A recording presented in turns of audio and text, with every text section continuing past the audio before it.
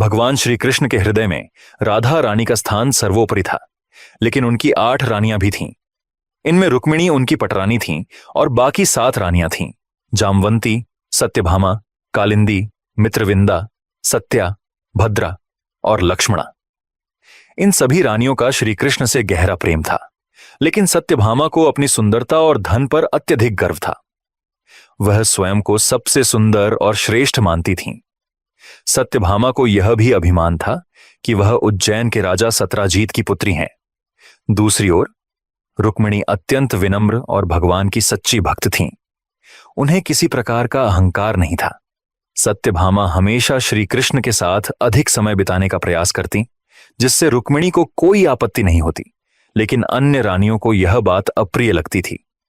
इसी बीच देवर्षि नारद मुनि द्वारका पधारे। सत्यभामा ने उनका स्वागत किया। नारायण नारायण, रानी सत्यभामा, क्या आप मुझे बता सकती हैं कि श्री कृष्ण सबसे अधिक किससे प्रेम करते हैं, आपसे या रुक्मिणी से? देवर्षि, यह आप क्या कह रहे हैं? श्री कृष्ण मुझसे सबसे अधिक प्रेम करते हैं। लेकिन द्वारका के लोग तो कहते हैं कि श्री कृष्ण की सच्ची प्रियतमा रुक्मिणी है। यह सुनकर सत्यभामा को असहजता और क्रोध दोनों महसूस हुए। देवर्षि, मुझे बताइए, क्या करूं जिससे श्री कृष्ण सबसे अधिक मुझसे प्रेम करने लगे? देवी, यदि आप चाहती हैं कि श्री कृष्ण सदा आपके साथ रहें, तो एक उपाय है, उन्हें मेरा दास बना दीजिए। यह कैसे संभव है? यदि मैं उन्हें आपको सौंप दूंगी तो मेरे पास क्या रह जाएगा? आपको चिंतित होने की आवश्यकता नहीं है। आप श्री कृष्ण को मेरे दास बनने से बचाने के लिए उनके भार के बराबर धन दान कर दीजिए। यदि आपका धन श्री कृष्ण के भार से अधिक हुआ तो वे आपके होंगे। मुझे तनिक भी संदेह नहीं है, मेरे पास असीमित धन है। चलिए इस कार्य को शीघ्र पूरा करते हैं। सत्यभामा सीधे श्री कृष्ण के पास गईं और नारद मुनि को दिए अपने वचन के बारे में बताया। सत्यभामा, क्या तुम सच में मुझे नारद का दास बनाने के लिए तैयार हो? आप चिंता मत कीजिए, मैं ऐसा कुछ भी नहीं होने दूंगी। श्री कृष्ण ने सत्यभामा को बहुत समझाने की कोशिश की, लेकिन सत्यभामा अपनी जिद पर अड़ी रहीं। अंततः तुल्लादान की प्रक्रिया आरंभ हुई। एक विशाल तराजू लाया गया, जिसमें एक ओर श्री कृष्ण बैठे और दूसरी ओर सत्यभामा ने सोना, चांदी, हीरे मोती रखना शुरू किया। लेकिन आश्चर्य, तराजू टस से मस नहीं हुआ। सत्यभामा ने और धन मंगवाया, फिर भी तराजू स्थिर रहा। देवी, याद रखिए, यदि आप श्री कृष्ण के भार के बराबर धन नहीं रख पाए तो श्री कृष्ण मेरे दास बन जाएंगे। अब सत्यभामा घबरा गई। यह कैसे संभव है? यह तुला क्यों नहीं हिल रही? अब सत्यभामा के पास कोई उपाय नहीं बचा। श्री कृष्ण ने सत्यभामा को सलाह दी कि वह रुक्मिणी के पास जाएं।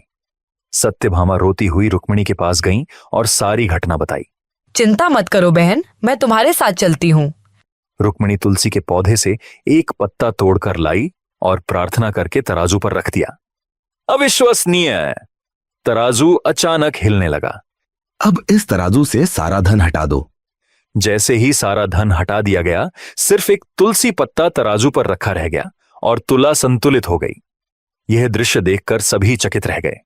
सत्यभामा, तुमने अपने सारे गहने और धन रख दिए, लेकिन उसमें भक्ति नहीं थी, उसमें सिर्फ तुम्हारा अहंकार था। रुक्मिणी ने मात्र एक तुलसी का पत्ता रखा, लेकिन उसमें सच्ची श्रद्धा और भक्ति का भार था। प्रभु, मुझे क्षमा करें, मैंने अपने अहंकार में आपको वस्तुओं से तौलने का प्रयास किया, लेकिन आज मुझे सच्चे प्रेम और भक्ति का महत्व समझ आ गया। नारायण नारायण, देवी, आपने इस सत्य को स्वीकार कर लिया, यही सबसे महत्वपूर्ण है। यह कहानी हमें सिखाती है कि ईश्वर किसी वस्तु से प्रसन्न नहीं होते, बल्कि सच्चे प्रेम और श्रद्धा से ही उनका हृदय प्रसन्न होता है। भक्ति का मूल्य धन से नहीं आंका जा सकता। दोस्तों, क्या आपने अपने जीवन में भगवान का कोई चमत्कार देखा है? अगर ऐसा है तो आप अपना अनुभव कमेंट करके हमारे साथ साझा करें, ताकि हम उसकी कहानी बनाकर अपने दर्शकों को दिखा सकें।